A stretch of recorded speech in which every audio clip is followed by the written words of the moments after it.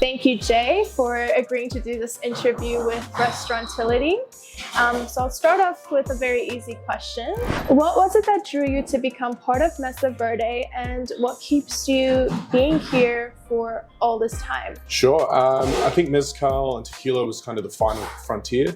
I knew a fair bit about whiskey and gin and wine, and this was the last thing I really wanted to learn about. And it's just, it's never ending. Yeah. So that's been really enjoyable. What does Mesa Verde stand for? It stands for Green Table. Great, that's very interesting, Yeah. How long has your restaurant been running?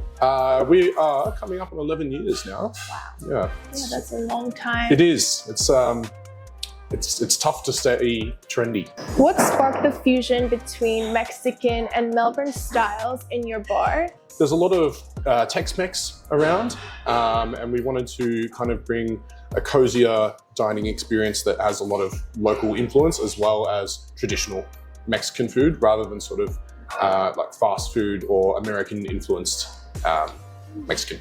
Your bar's interior, inspired by Sergio Leone's films, adds to the unique charms and food that you have here. How did the film influence the design, and what reaction do guests typically have to this distinctive vibe?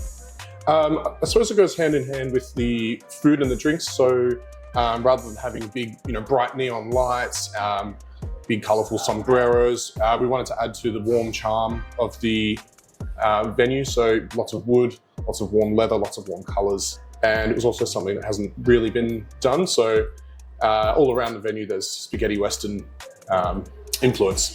Regarding streamlining operations, running a restaurant, and enhancing the customer experience, what are your thoughts on the current POS systems available in the market? I've got mixed feelings after using many of them. We're currently using Abacus, which I think works really well for restaurants in particular. It's really easy to kind of manipulate the system on the go from front of house.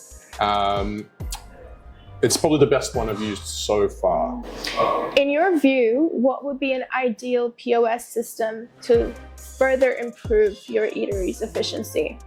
For me personally, I think there's some improvement to be had with kind of front of house and stock connectivity, I guess. I'd like to see better stock take systems that can kind of keep our ordering up to date, so it keeps our par levels on the go.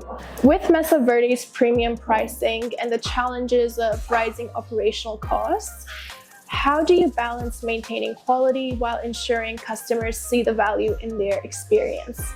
So we try to have long ongoing relationships with our suppliers, especially local ones, to keep our costs down and to ensure that they have regular business.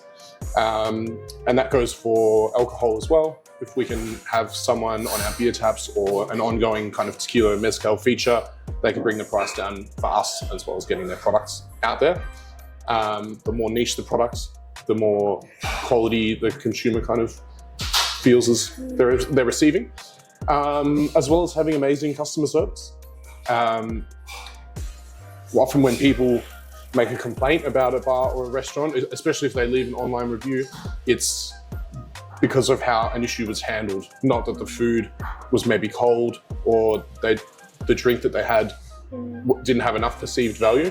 It's really about how the staff and management handle good and bad situations. With the high ratings and reviews on Google on this bar, do you think that there is any kind of pressure or nerves about meeting such high customer expectations? No, not at all. Oh, okay. You can't feel the pressure. You just kind of have to come in and be yourself, and if that's received really well, then that makes us really happy.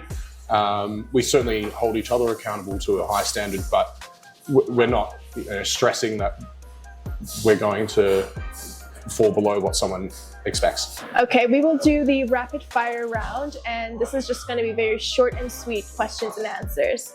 Starting off with food and drinks, tequila shots or Australian beer? Oh, I'll take a shot. Margarita or an espresso martini? Margaritas. I drink far too much coffee. Kangaroo skewers or quesadilla? Oof, the kangaroo. It's the best thing. Nachos with guacamole or a Melbourne style meat pie? Oh, I'll go with pie. Mezcal or Bundaberg rum? That's an easy one. That's mezcal. Okay, we'll move on to some of your personal favorites.